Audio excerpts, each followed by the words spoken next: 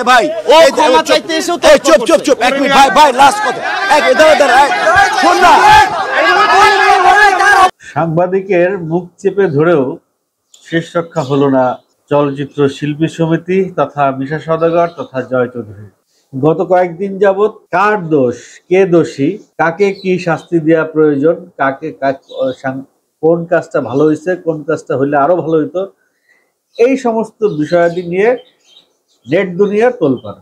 সবাই বলছে যে মায়ের সামনে মেয়েকে এরকম প্রশ্ন করা উচিত হয় নাই, মায়ের কাজ নিয়ে মেয়েকে প্রশ্ন করা যাবে না। ওদিকে সাংবাদিক বলছে যে আমি এমন কোনো প্রশ্ন করি নাই যেই প্রশ্নটা অশালীন হয়। সাংবাদিক বলছে আমি জাস্ট জিজ্ঞেস করেছি যে তুমি কি তোমার মায়ের কাজ দেখো কিনা, এবং সে চ্যালেঞ্জও করেছে যে এর বাইরে যদি কিছু জিজ্ঞেস করে থাকি তাহলে ভিডিও প্রমাণ দেন। আবার অনেকেই বলছেন যে শিবা শানু খুব ভালো লোক, জয় চৌধুরী খুব ভালো ছেলে, এদের দ্বারা এরকম কাজ হওয়া কোনো কারণ নাই, এরকম কাজ এরা করতে পারে না।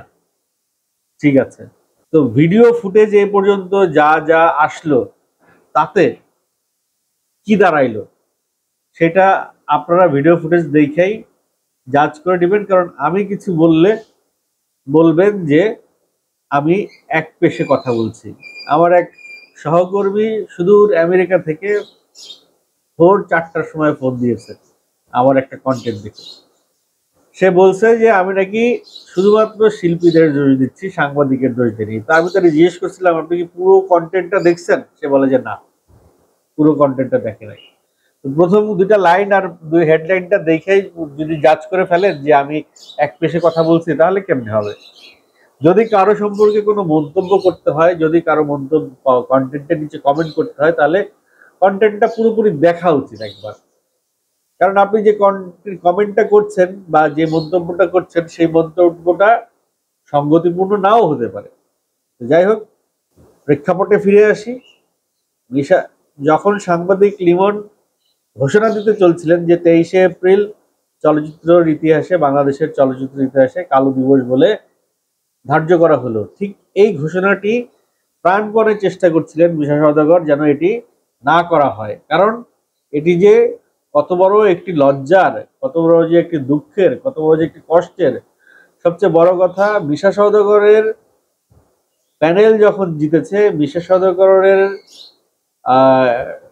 সময়কাল যখন চলছে, ওই সময়কালে যখন এই দিবসটি একবার ঘোষণা হয়ে যাবে, সারা জীবন মানুষ এই দিবসটি আলোচনা করার সময় মিশা সওদাগরের নামটা নিয়ে আসবে, দীপজলের নামটা নিয়ে আসবে।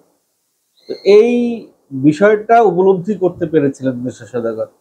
তিনি চেষ্টা করেছিলেন লিমনের মুখ চেপে ধরে যেন এরকম ঘোষণা না দেন। এই মুখ চেপে ধরা মানে কিন্তু ওই মুখ চেপে ধরা নয় যে তিনি লিমনকে কোনো কিছু বলতে বাধা প্রকাশ করছেন। এটা হচ্ছে গিয়ে ছোট ভাইয়ের প্রতি বড় ভাইয়ের একটা আবেগ থেকে একটা মুখ চেপে ধরা যে না ভাই এরকম কথা বলিস না। তিনি তার আপ্রাণ চেষ্টা করেছেন, প্রাণপণ চেষ্টা করেছেন যে সাংবাদিকরা যেন এরকম কোনো ঘোষণা না দেয়।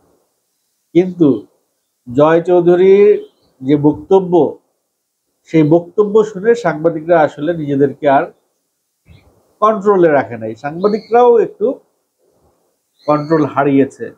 যাই হোক, যে ঘটনাটা ঘটেছে সেই ঘটনাটা আসলেই কন্ট্রোল হারাবার মতো। সাংবাদিক ভুল করেছে ময়ূরীর সামনে মেয়েকে প্রশ্ন করে। তাতে করে সেই সাংবাদিককে দুটি কথা বলা যেত, তাকে বলা যেত এখান থেকে বেরিয়ে যান, তাকে বলা যেত আপনি এই ইন্টারভিউটা নিয়েন না, তাকে বলা যেত অনেক কিছু করা যেত, সৌজন্যমূলক ভাবে অনেক কিছুই করা যেত। যদি কেউ কারো সঙ্গে অন্যায় করে, তার সাথে আমিও যদি অন্যায় করি, তাহলে তো দুজন সমান অপরাধী। এবং সে যে অন্যায় করেছে তার চাইতে আমি যদি 4 গুণ বেশি অন্যায় করি, তাহলে তো আমার অপরাধের কোনো সীমা নাই। তো সাংবাদিক যদি প্রশ্ন করে অন্যায় করে থাকে, তাহলে তাকে ঘাড় ধাক্কা দিয়ে বের করে দেওয়াটাও একজন শিল্পীর অন্যায়। এই পর্যন্ত ঠিক ছিল, অন্যায় ইকুয়াল টু অন্যায়। কিন্তু যখন ওই সাংবাদিকের কারণে অনেক নিরীহ সাংবাদিককে মেরে রক্তাক্ত করে হাসপাতালে পাঠানো হইল, তখন সেটা কয়েক গুণ বেশি অন্যায় হয়ে গেল। আবার সেই ঘটনাকে যারা লিড দিল, অনেক তারকা, তথাকথিত তারকা, খ্যাত অভিনয় শিল্পী, যাদের এখন কাজ নাই, এক সময় তারকা ছিল, তারা যখন এই ঘটনাকে লিড দিল, তখন কিন্তু এটা অন্যায় কয়েক গুণ, কয়েক ধাপ পেরিয়ে গেল, সীমা পেরিয়ে গেল অন্যায়। ভুল করেছে সাংবাদিক, ছোট ভাই হিসেবে তাকে শাসন করেছেন, ঘাট ধাক্কা দিয়ে বের করে দিয়েছেন। কারণ আপনারা এই রেওয়াজ আপনাদের আছে, আপনাদের শিল্পী সমিতিতে আপনারা এরকম রেওয়াজ আগেও করেছেন, আগেও অনেককে এইভাবে ঘাট ধাক্কা দিয়েছেন, মেরেছেন, গায়ে হাত তুলেছেন, অপমান করেছেন আপনাদের শিল্পী সমিতিতে। কিন্তু সাংবাদিকদেরকে তো আপনারা দাওয়াত দিয়ে নিয়ে গেছেন রে ভাই, তারা তো আপনাদের গেস্ট। দাওয়াত দিয়ে নিয়ে গেস্টকে পেটানো কোন ধরনের ব্যবহার আমার আসলে বুঝে আসে না। যাই হোক, এই বিষয়ে আর বিস্তারিত কথা না বলি, এটা নিয়ে অনেকবার কথা বলেছি। এই বিষয়ের একটা রেশ কিন্তু এখনো কাটে নাই। এখন দুইটা ভাগ হয়ে গেছে, সাংবাদিকের ভেতরেও কিন্তু দুইটা ভাগ হয়ে গেছে। এক পক্ষ চাইছে যে সকল সাংবাদিক তারকাদের কাছ থেকে সিনেমা রিলিজের আগে টাকা চাইতো এবং টাকা নিত, সেই সকল সাংবাদিকগুলোর মুখ উন্মোচন করতে। কারণ এই যে বয়কটের ডাকটা দিছে, সেই বয়কটের ডাকে সেই সব সাংবাদিকও আছে। আবার এটা একদল সাংবাদিক চাইছেন, কয়েকজন সাংবাদিক ফেসবুকে স্ট্যাটাসও দিয়েছে এই রিলেটেড। আবার সেই স্ট্যাটাসের নিচে অনেক সাংবাদিক এসে কমেন্ট করে গেছেন যে তাদের মুখ উন্মোচন করা হোক। মূল যে স্ট্যাটাসটা সেটা এরকম যে, এখন কি তাহলে শিল্পীরা সেই সমস্ত সাংবাদিকদের নাম বলে দিবে বা মুখোশ উন্মোচন করে দিবে যারা সিনেমা রিলিজের আগে শিল্পীদের কাছ থেকে টাকার দাবি করে। আবার অনেকে নাকি বিদেশ ভ্রমণ করে শিল্পীদের টাকায়, আবার অনেক সাংবাদিক নাকি শিল্পীদের টাকায় বিমানের টিকিট কেনেন। মেইন স্ট্রিমের অনেক সাংবাদিক সেখানে কমেন্ট করলেন যে, আমার টিকিট কোথায়, আমি কার কাছে বলবো, আমি কার কাছে টাকা চাইবো, আমার ভাগের টাকাটা দেখো। মানে তারা একটু মজা করলেন, যে কারণ তারা তো কখনো এই ধরনের টাকা পয়সার ভিতরে নাই। তাহলে এই টাকা পয়সার লেনদেনে কারা জড়িত? তারা কি আদৌ মেইন স্ট্রিমের সাংবাদিক, নাকি সাংবাদিকের লেভেল গায়ে লাগিয়ে চাঁদাবাজি করে বেড়ায়? সেটাও ভাববার বিষয়, দেখবার বিষয়। তো কষ্ট লাগছে, দুঃখ লাগছে, খারাপ লাগছে মিশা সওদাগরের জন্য। অনেক, তার সেই মলিন চেহারা আমার চোখে এখনো ভাসছে। নিরুপায়, অসহায়, একেবারেই হাল ছেড়ে দিয়েছেন শেষমেশ, যে কি হলো, কোত্থেকে কি হলো, কি হবার কথা ছিল আর কি হয়ে গেল। এরকম একটা অনুভৃপ্রেত ঘটনার সাক্ষী তিনি নিজে হবেন, এটি তিনি কল্পনাও ভাবতে পারেন নাই। ক্যারিয়ারের শেষ পর্যায়ে তার অবস্থান, আর কতদিনই বা তিনি সিনেমায় থাকবেন। এই শেষ বেলায় এসে এত বড় একটি অপবাদ ঘাড়ে নিয়ে তাকে যদি চলে যেতে হয়, তাহলে এর চেয়ে দুঃখের, এর চেয়ে কষ্টের আর কি হতে পারে?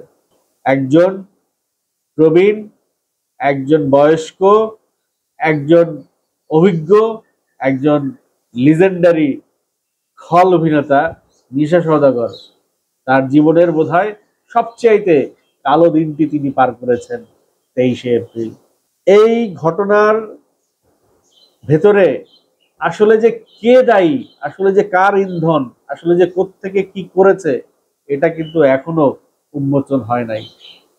ডিসিশন হয়েছে, শাস্তি হয়েছে, অনেক কিছুই হয়েছে, তদন্ত হয়েছে, কিন্তু একজন নিরীহ ক্যামেরাম্যানের উপরে, একজন নিরীহ সাংবাদিকের উপরে যেভাবে হামলা হয়েছে, যেভাবে তাকে পেটানো হয়েছে, সেটা সন্ত্রাসী কায়দায় হয়েছে।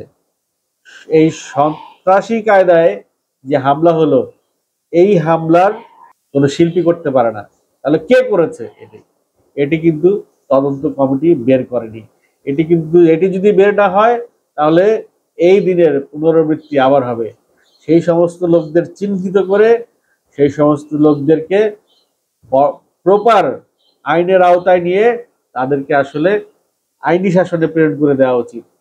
আদারওয়াইজ এই দিন আবারও হয়তো দেখা যেতে পারে, আবারও হয়তো দেখতে হইতে পারে। মিশা সওদাগর তার আপ্রাণ চেষ্টা করেও সে এই ঘটনার সমাধানে আসতে পারেননি।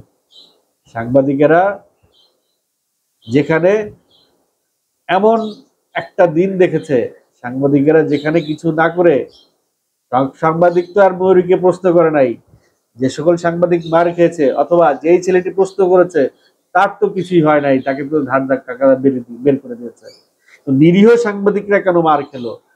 এটিএন বাংলা, বাংলা ভিশন, দেশ টিভি, মেইন স্ট্রিমের সাংবাদিক তারা কেন মার খেলো? তাদেরকে কে মারলো? তাদের গায়ে কারা হাত দিল এবং কাদের নির্দেশে তারা হাত দিল?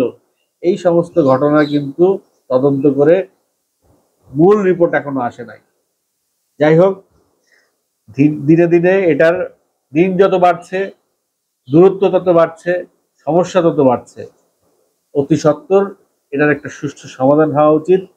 কারণ সাংবাদিক এবং চলচ্চিত্র শিল্পী এই দুজনের পরিপূরক, কেউ কাউকে ছাড়া হবে না।